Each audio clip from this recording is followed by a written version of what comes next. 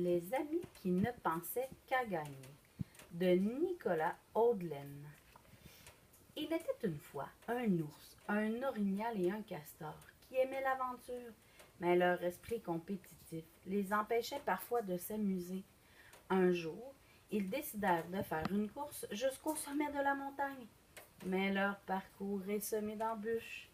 Renoncera-t-il à la gloire pour s'entraider? Cette nouvelle aventure de l'ours, l'orignal et le castor nous invite à ralentir afin de mieux apprécier les personnes et les activités qui rendent la vie si passionnante. Est-ce que tu es prêt? Oui, prêt. Alors, les amis qui pensaient qu'à gagner. Il était une fois un ours, un orignal et un castor qui aimaient l'aventure, même si parfois leur esprit compétitif les empêchait de s'amuser.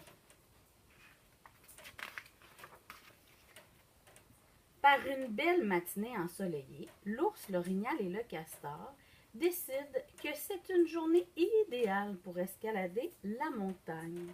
Elle est où la montagne? Là. Là, ouais. Pour se rendre à la montagne, ils descendent dans une vallée, traversent une prairie. Oh, quand est-ce qu'on arrive? Et un ruisseau, puis franchissent un profond canyon. Oh, surtout, ne regardez pas en bas, dit Castor. Au pied de la montagne, ils s'arrêtent pour prendre une petite collation. Entre deux bouchées, l'ours, l'orignal et le castor proposent différents moyens de rendre leur randonnée plus intéressante. Le castor propose de faire une course jusqu'au sommet pour ajouter du piquant à l'aventure. Je suis le premier! Aussitôt la dernière bouchée avalée, les trois amis partent en courant. La course est lancée. Grâce à ses longues pattes, l'orignal prend rapidement la tête, mais le castor et l'ours le suivent quand même de très près. Oh, regarde, ils montent toute la montagne jusqu'en haut. Soudain, dans un tournant du sentier, une roche se met à rouler vers l'orignal. Oh, elle est où la roche? Je crois qu'il l'a pas vue. Là. Montre-moi avec tes doigts. Ouais. Qu'est-ce qui va arriver? Il va tomber. Pas de chance. L'orignal fait un bond de côté pour éviter de se faire écraser. Mais par malchance, il saute dans le vide. Oh!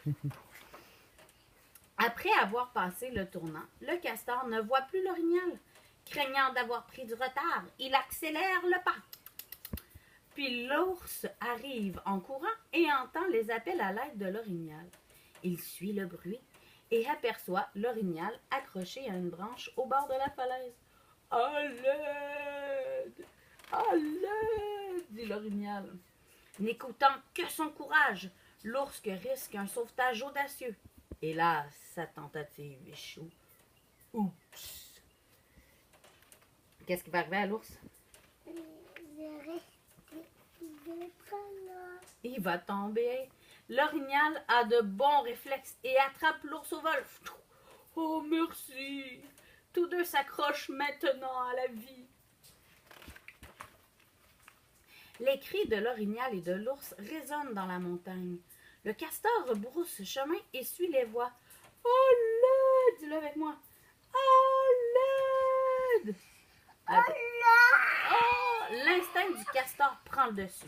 Il abat un arbre, taille quelques encoches dans le tronc, puis il tend cette échelle toute simple à ses amis pour qu'ils remontent.